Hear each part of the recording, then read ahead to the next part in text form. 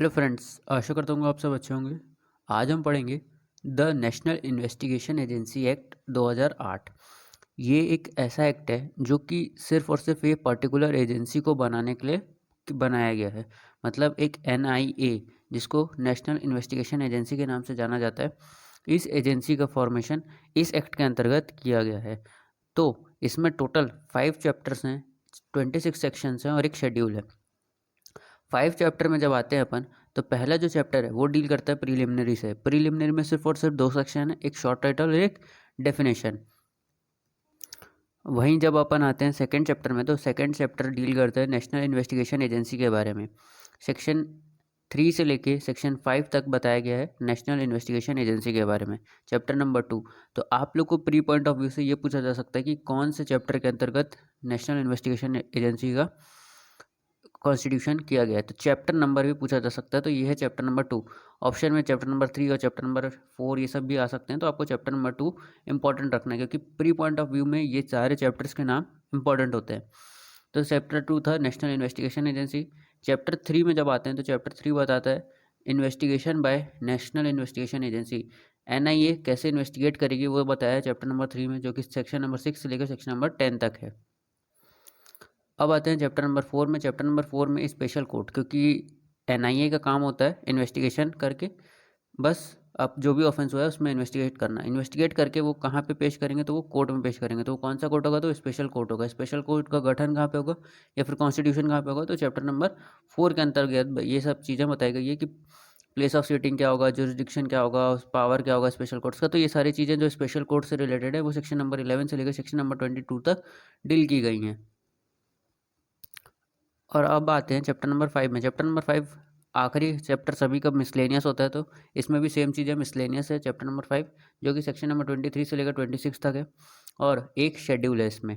तो जैसे कि हमने देख लिया है कि टोटल 26 सेक्शन है, 5 चैप्टर्स हैं और एक शेड्यूल है। अब आते हैं हम इसके सेक्शन नंबर 1 में। तो सेक्शन नंबर 1 क्या बोलते हैं? सेक्शन नंबर 1 है short title extend and application से रिलेटेड।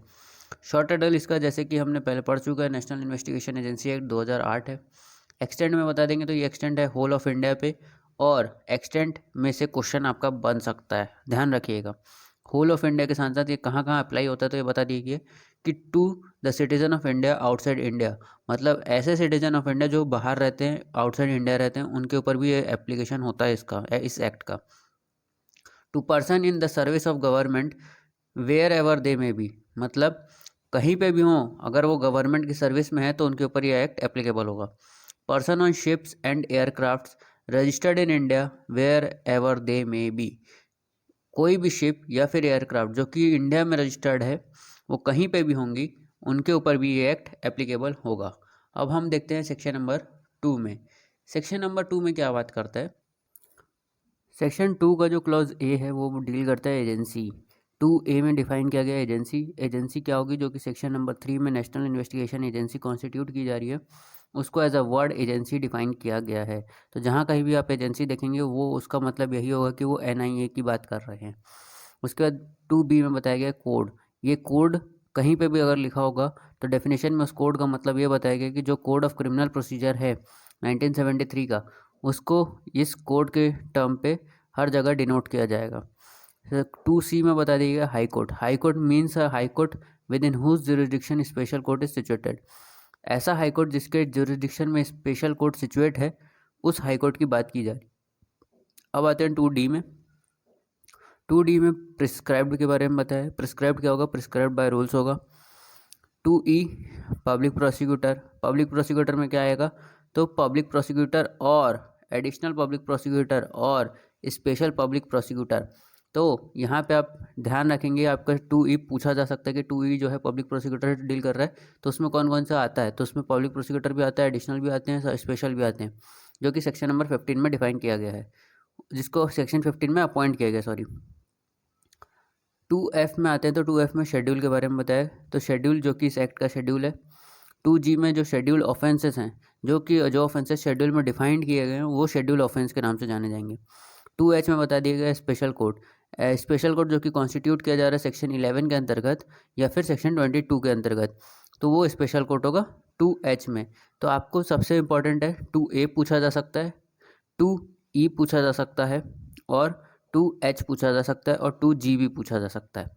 शेड्यूल ऑफेंस, मुझे ऐसा लगता है कि ये सारे जो टर्म्स हैं ये आपके एक्ट में सबसे ज़्यादा यूज़ किए गए हैं, तो इनको पूछे जाने के चांसेस भी ज़्यादा हैं।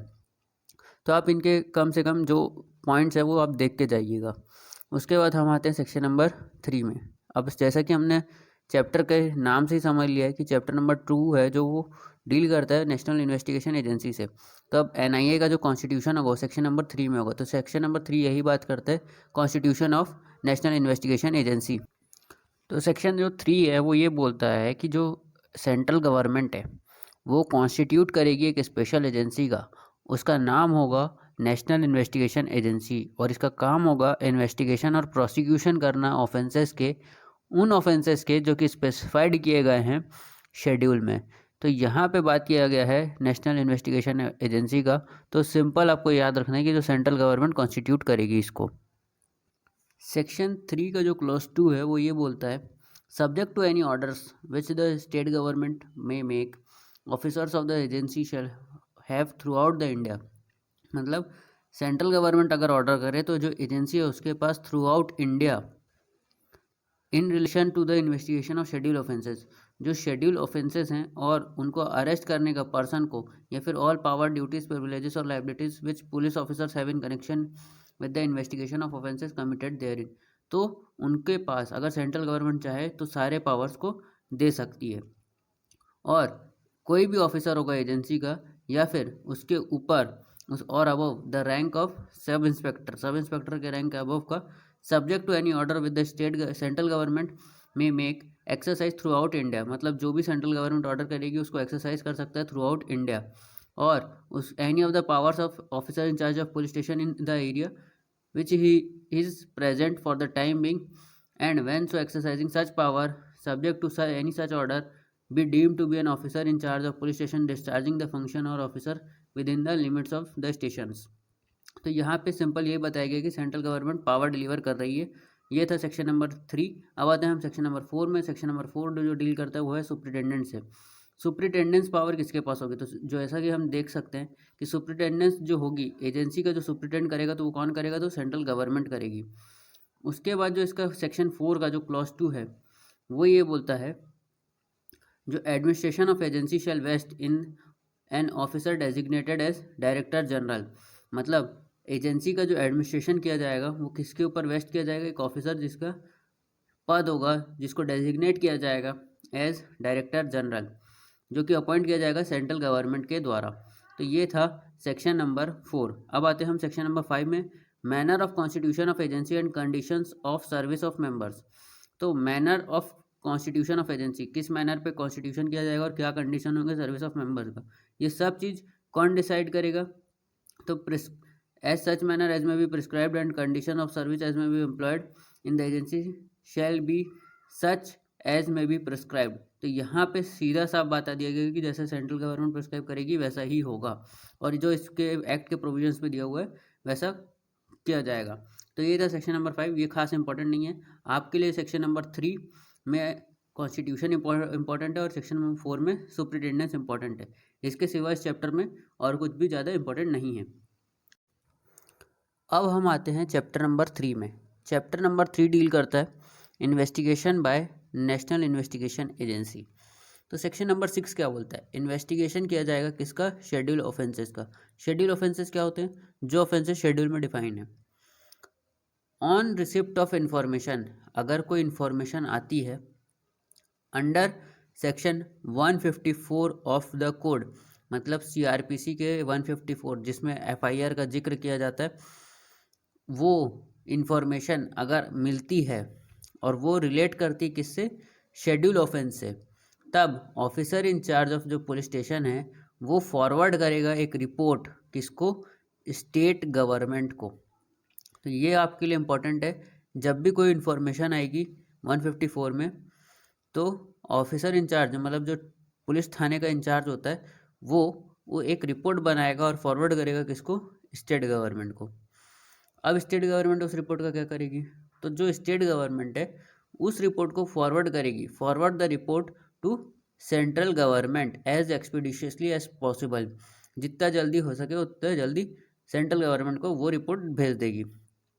जैसे ही रिपोर्ट मिलेगी, receipt of report from the central government determine on the basis of information made available by the state government और receipt from other sources within 15 days. यहाँ पे जो 15 डेज है ये इंपॉर्टेंट है। Within 15 days from the date of receipt of the report whether the offence is a scheduled offence or not, and also whether having regard to gravity of offence and other relevant fact it is a fit case to be investigated by agency। अब 15 दिन के अंदर ये decide हो जाएगा कि जो offence अगर वो शेड्यूल ऑफेंस है या नहीं है, और अगर है तो क्या ग्रेविटी का ऑफेंस है या फिर क्या रिलेवेंट फैक्टर्स हैं जो कि इस केस को इन्वेस्टिगेट किया जाना चाहिए इस एजेंसी के द्वारा, ये बताते हैं। तो ये चीज़ 15 दिन के अंदर करनी होगी। अब आते हैं कि वेयर द सेंट्रल गवर्नमेंट अगर ओपिनियन है कि जो ऑफेंस है वो शेड्यूल ऑफेंस है और फिट केस है इन्वेस्टिगेटेड बाय एजेंसी के द्वारा, मतलब एजेंसी के लिए फिट है कि ये इन्वेस्टिगेट किया जाए उसी एजेंसी के द्वारा, तो सेंट्रल गवर्नमेंट तब इस एजेंसी को डायरेक्ट करेगी कि जाइए और इन्वेस्टिगेट कीजिए उस ऑफेंस को। तो ये था क्लॉज नंबर 4। अब आते हैं क्लॉज नंबर 5 में। क्लॉज नंबर 5 में बता दिया गया है कि जो सेंट्रल गवर्नमेंट है अगर उसको ओपिनियन कुछ लगता है कि कहीं पे शेड्यूल ऑफेंस कमिट हो रहा है which is required to be investigated under this act, और इस एक्ट के अंतर्गत इन्वेस्टिगेट किया जाना चाहिए, तब वो सुओ मोटो डायरेक्ट कर सकता है एजेंसी को to investigate the said offence. मतलब ज़रूरी नहीं है कि वहाँ पे पुलिस थाने में पहले रिपोर्ट हो, उसके बाद वो रिपोर्ट स्टेट गवर्नमेंट को जाए फिर सेंट्रल गवर्नमेंट के पास है। सेंट्रल गवर्नमेंट ऐसा डायरेक्ट भी कर सकती है। और जब भी क्लॉज 4 या फिर क्लॉज 5 का ऑर्डर हो जाता है, क्लॉज 4 और क्लॉज 5 में जो सेंट्रल गवर्नमेंट अगर डायरेक्ट कर देती है एजेंसी को, तब उस ऑर्डर के होने के बाद जो स्टेट गवर्नमेंट और कोई भी अदर पुलिस ऑफिसर जो कि स्टेट गवर्नमेंट का है जो कि इन्वेस्टिगेट कर रहा हो उस ऑफेंस को, अब वो प्रोसीड नहीं करेगा with the investigation and so shall forthwith transmit the relevant document and records to the agency, और सारे डॉक्यूमेंट्स को एजेंसी को सौंप देगा। For the removal of doubts it is hereby declared that till the agency take up the investigation of the case it is shall be the duty of officer in charge of police station to continue the investigation। जब तक agency take up नहीं कर लेती case के investigation को, तब तक उस ऑफिसर इंचार्ज की ड्यूटी होगी कि वो कंटिन्यू करता रहे अपना इन्वेस्टिगेशन को। तो ये था सेक्शन नंबर 6। सेक्शन नंबर 7 क्या बोलता है? सेक्शन नंबर 7 बोलता है कि पावर टू ट्रांसफ़र करने का पावर होगा इन्वेस्टिगेशन को, किसको? स्टेट गवर्नमेंट को। जब भी इन्वेस्टिगेशन चल रहा हो किसी ऑफेंस पे इस एक्ट के अंतर्गत, तब जो एजेंसी है वो ग्रेविटी ऑफ ऑफेंस को देखते हुए और अदर रिलेवेंट फैक्टर को देखते हुए अगर उसको लगता है एक्सपीडिएंट टू डू सो, तब रिक्वेस्ट कर सकती है स्टेट गवर्नमेंट को कि वो एसोसिएट करे, मतलब हेल्प करे इस इन्वेस्टिगेशन में, associate itself with the investigation. अगर एजेंसी को लगता है तो वो रिक्वेस्ट करेगी स्टेट गवर्नमेंट को। अब आते हैं क्लॉज बी में। क्लॉज बी में बोला है कि with the previous approval of central government, central government के प्रीवियस अप्रूवल के बाद जो एजेंसी है वो ट्रांसफ़र कर सकती है केस को, किसको? स्टेट गवर्नमेंट को इन्वेस्टिगेशन और ट्रायल करने के लिए। तो ये एक इम्पॉर्टेंट पॉइंट है। क्या एजेंसी वापस स्टेट गवर्नमेंट को दे सकती है? तो हाँ, दे सकती है। तो प्री में आपको ये पूछा जा सकता है कि ट्रांसफ़र का पावर एजेंसी के पास, इन्वेस्टिगेशन ट्रांसफ़र का पावर स्टेट गवर्नमेंट को कहाँ पे? तो वो है सेक्शन नंबर 7 में। अब आते हैं हम सेक्शन नंबर 8। सेक्शन नंबर 8 बोलता है power to investigate connected offences, मतलब कोई एक जो कि शेड्यूल ऑफेंस में डिफाइंड है उसके साथ और 2 ऑफेंसेस हैं जो कि शेड्यूल ऑफेंस में डिफाइंड नहीं है, तब ये जो ऑफेंस होंगे ये कनेक्टेड ऑफेंसेस होंगे और ये किसी एक ही एक्यूज के द्वारा किए गए हैं। While investigating any schedule offence, अगर कोई शेड्यूल ऑफेंस का इन्वेस्टिगेशन चल रहा हो तो एजेंसी जो है वो इन्वेस्टिगेट कर सकती है और अदर ऑफेंसेस जो कि एक्यूज के द्वारा कमिट किए गए हैं, if offence is connected with the schedule offence, और वो ऑफेंस कनेक्टेड हैं शेड्यूल ऑफेंसेस से, तब इन एजेंसी के पास पावर होगी। अब आते हैं सेक्शन नंबर 9। सेक्शन नंबर 9 में बता दी गई state government to extend existence to NIA, मतलब स्टेट गवर्नमेंट जो है वो एग्जिस्ट करेगी NIA को। State government shall extend all assistance and cooperation to the agency for investigation of schedule offence. अपने पूरा एसिस्टेंस और पूरा कोऑपरेशन करेगी स्टेट गवर्नमेंट एजेंसी के इन्वेस्टिगेशन और करने के लिए, किस चीज़ के लिए, शेड्यूल ऑफेंस के लिए। अब आते हैं सेक्शन नंबर 10। सेक्शन नंबर 10 में power of state government, state government के पास पावर होगा कि वो इन्वेस्टिगेट कर सकता है शेड्यूल ऑफेंसेस को।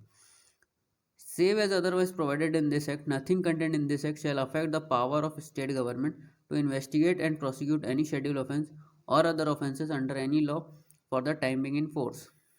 तो ये जो बात कही गई है कि जो स्टेट गवर्नमेंट है वो इन्वेस्टिगेट और प्रोसिक्यूट कर सकती है शेड्यूल ऑफेंसेस के लिए या फिर अदर ऑफेंसेस के लिए, ये जो पावर दी गई है स्टेट गवर्नमेंट को उसमें कोई इफेक्ट नहीं पड़ेगा इस एक्ट की वजह से। यही बताया गया section number 10। It is like a saving clause, जैसे कि हर बेयर एक्ट में एक सेविंग क्लॉज होता है, वैसे ही ये भी एक सेविंग क्लॉज है सेक्शन नंबर 10। तो आपके लिए इम्पॉर्टेंट सिर्फ और सिर्फ सेक्शन नंबर 8 है जो कि पूछा जा सकता है, और सेक्शन नंबर 6 और 7 है। तो ये आप अच्छे से याद रखिएगा क्योंकि इनमें से क्वेश्चन बनने के चांसेस रहेंगे प्री पॉइंट ऑफ व्यू से। तो आज का वीडियो हम यहीं तक रखते हैं। अगर वीडियो आपको अच्छा लगा हो तो लाइक करें, शेयर करें, सब्सक्राइब करें हमारे चैनल को। Thank you.